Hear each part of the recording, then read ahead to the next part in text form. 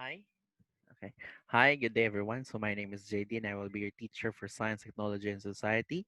So, we're back on our discussion on Chapter 2 of Science, Technology, and Society, the Intellectual and Scientific Revolutions. So, this is Chapter 2, Lesson 7. Okay. So, the Lesson 7 is the Darwinian Intellectual Revolution. Fit and right?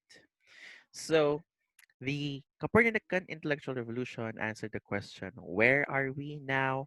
The Darwinian intellectual revolution tries to answer, what is life?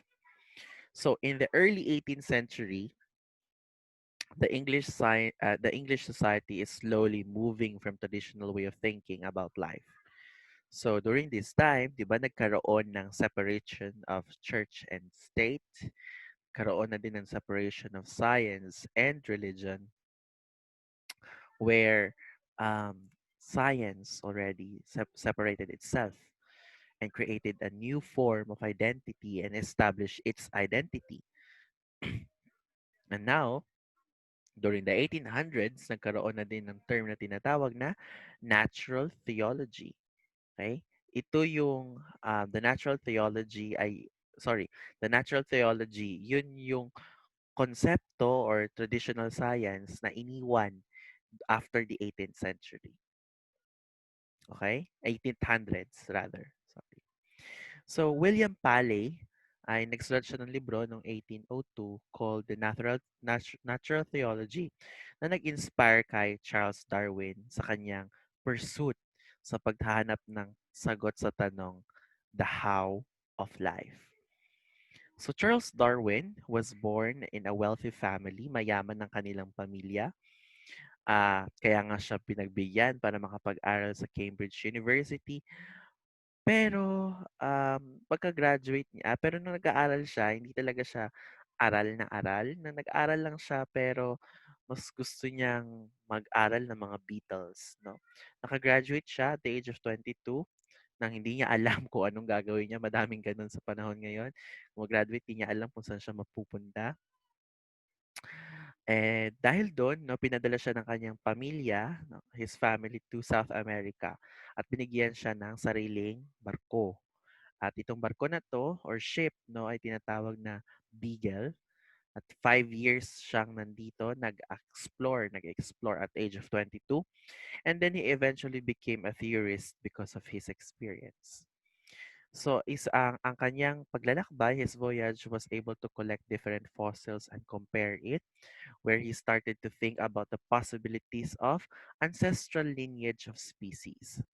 So Darwin's most notable experience was his first travel sa Galapagos Island. Dito sa Galapagos Island, nag-observe siya ng mga iguanas, ng mga ibon, the mockingbirds, specifically, thrushes, tortoise, and different finches. So ito yon, no, the Galapagos Island, where he studied the iguanas, the mockingbirds, thrush, tortoise, finch. So as you can see, there are three finches that he observed.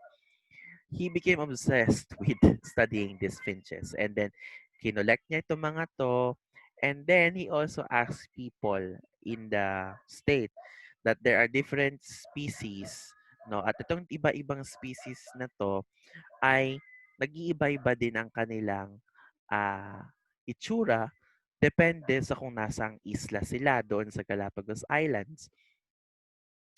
And this turned out to be one in a number of clues that would lead to the development of theory of evolution by natural selection.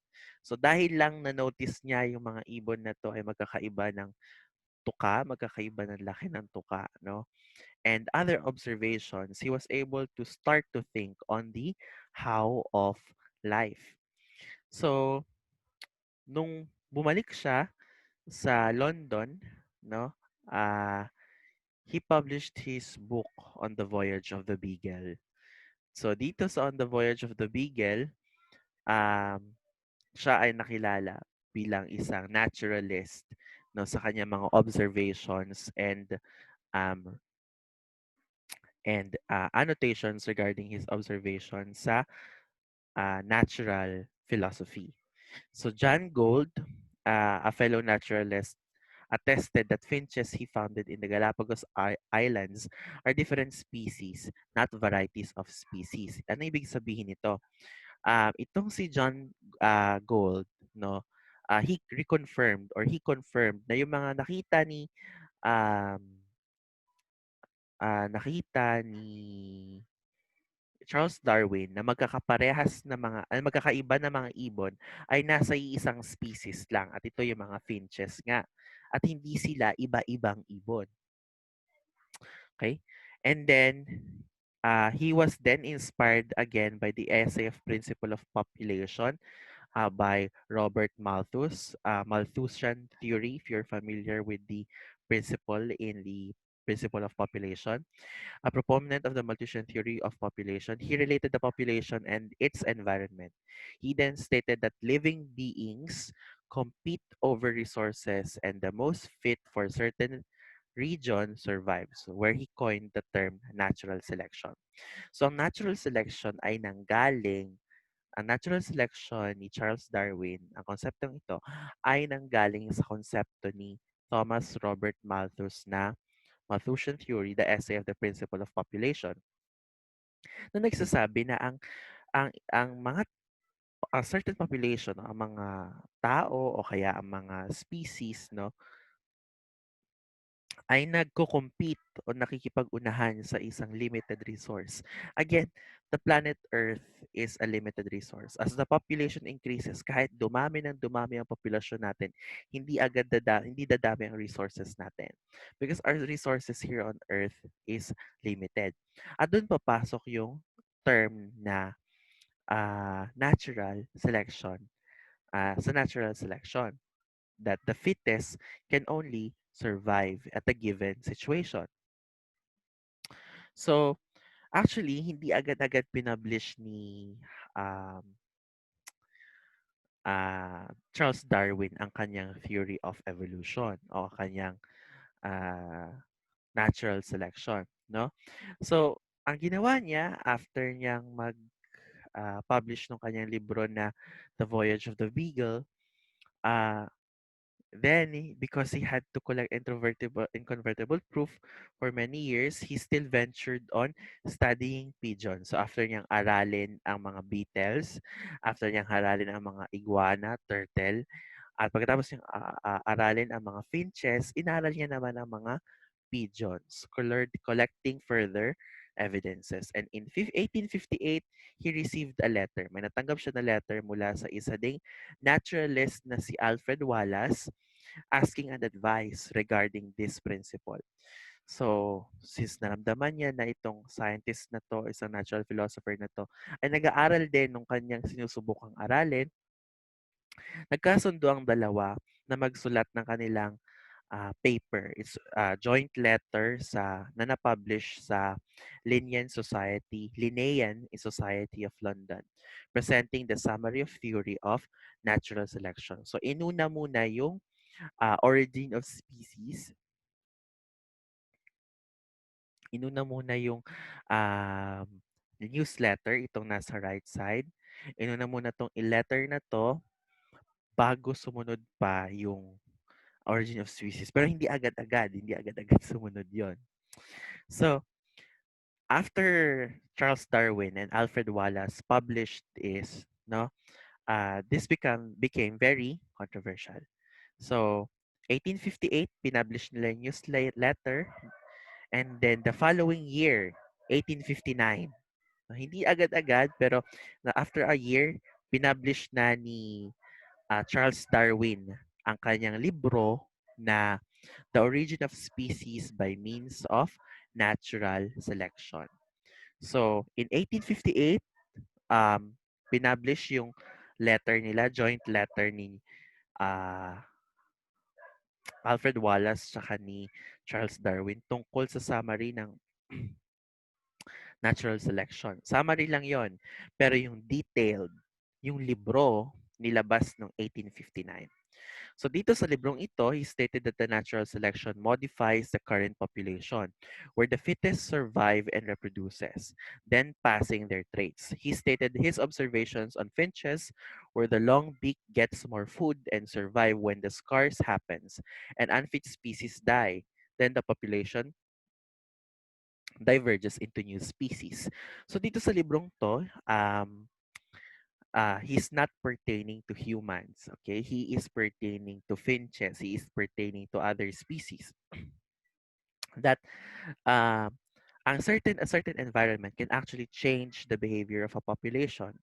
Like example, yung finches nga, yung mga ibon, uri ng finch na ibon, no finches, meron doon mahaba yung tuka, meron doon maiksi ang tuka, pero isang species lang sila. At sinabi niya doon na yung mga mahaba ang tuka ay mas malaki yung chance na mag-survive in case na magkaubusan ng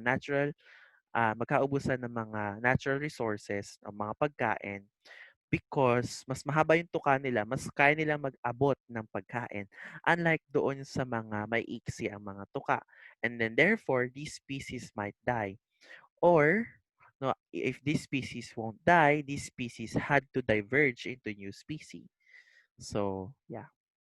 So in this book, he stated a chapter on the difficulties in theory. Sa librong ito, pinakita niya din kung ano yung mga butas ng natural selection. Hindi lang niya pinakita yung kanyang nagawang teorya. Pero, no, to be specific, he only presented things he knew mostly about beetles, finches, pigeons, barnacles, and fossils. Yun lang ang kanyang binanggit. Wala siyang binanggit na tao during this first original species niya.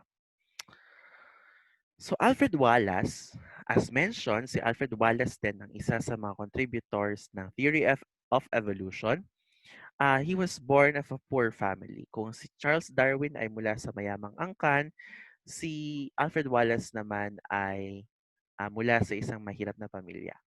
Na-inspire din siya sa Malthusian essay of principle uh, of population, pati na din sa sa sinulat ni Darwin na una niyang libro na Voyage of the Beagle.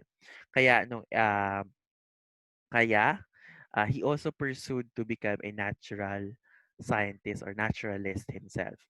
So in 1844, may nakilala din siya na fellow naturalist na si Henry Walter Bates, at nag-decision sila na mag-travel, na expedition din dahil nga sa Voyage of the Beagle ni Darwin, na 5 taon siyang nag-aral, no?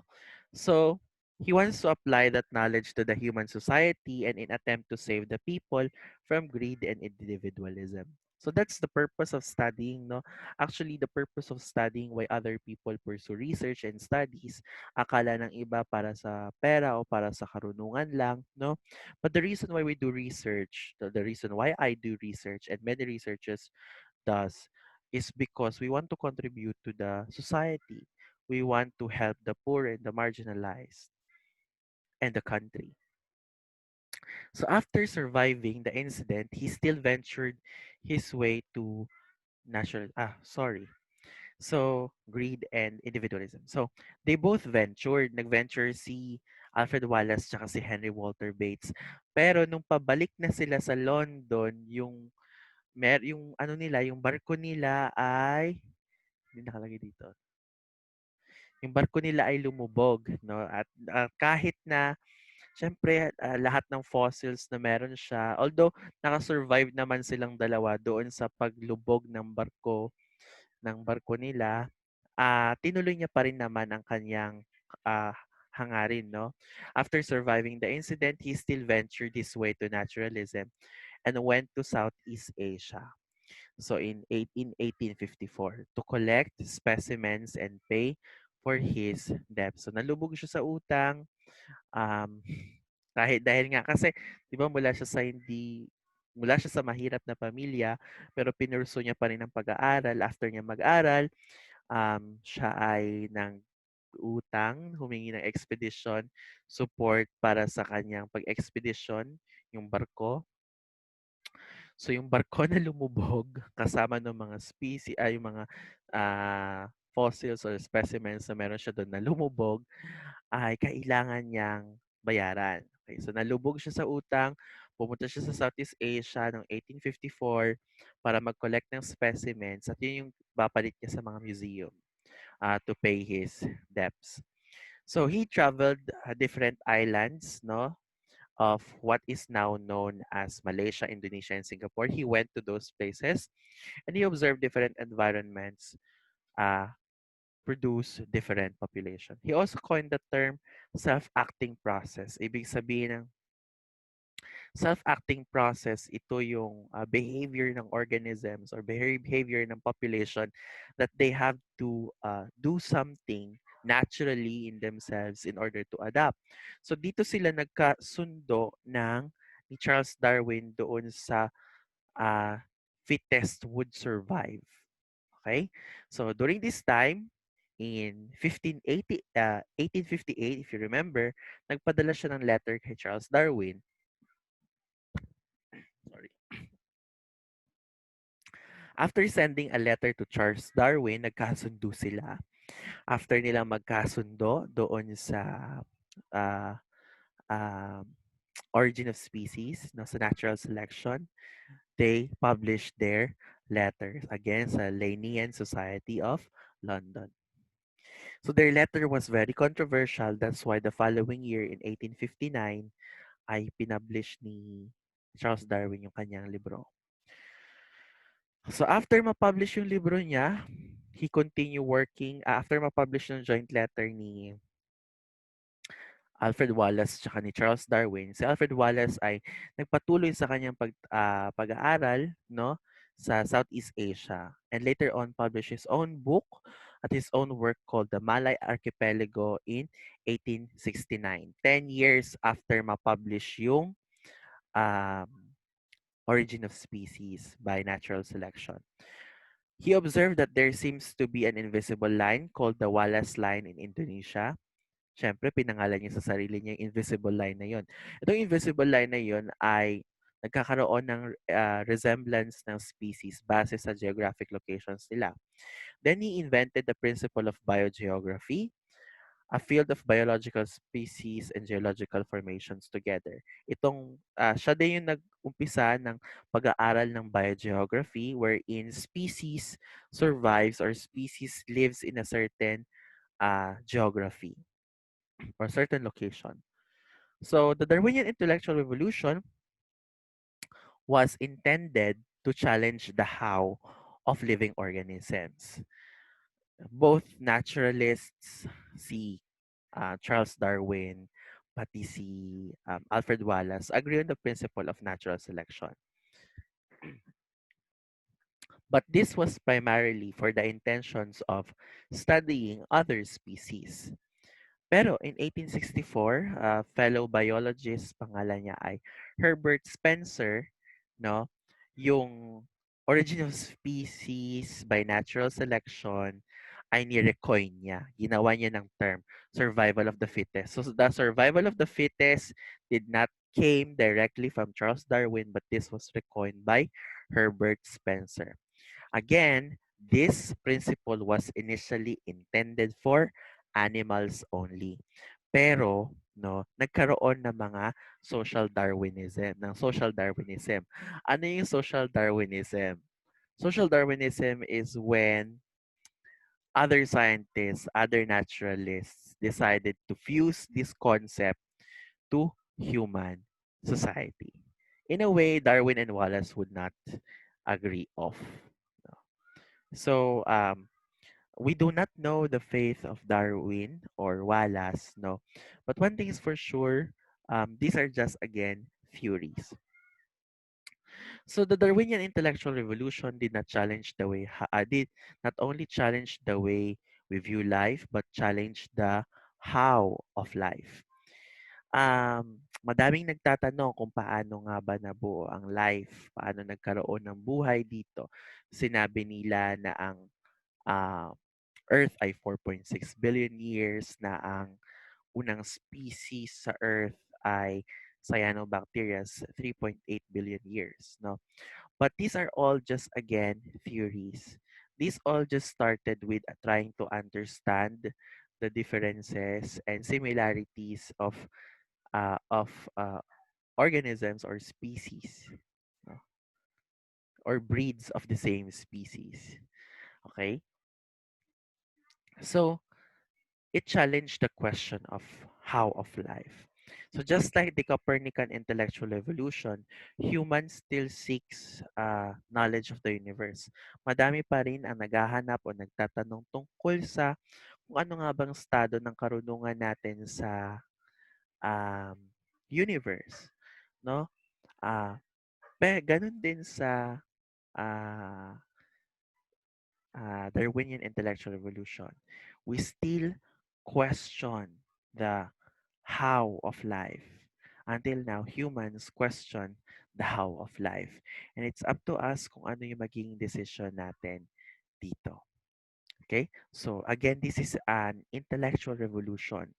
Yung konsepto na dati iisa lang yung pinaniniwalaan, whether magkakaiba ng pananampalataya, no, magkakaiba ng faith, ay meron silang pinaniniwalaang tao na sorry, meron silang pinaniniwalaang nilalang na naglikha sa bawat creation. But because of the of the Darwinian intellectual revolution, nagkaroon ngayon ng pag-question sa ah, existence ng mga tao. Okay? So isa itong napaka-controversial na issue sa pag-aaral. Okay? So again, this is Chapter 2, Lesson 7, the Darwinian Intellectual Revolution. The questions of how of life. Okay? So, do you have any questions or clarifications? By the way, before I end, the Darwinian Intellectual Revolution or the theory of evolution is still being questioned until today. So, it's not a concrete concept. So again, do you have any questions or clarifications, addition? Should you have any questions, please feel free to comment at the comment section. Okay, so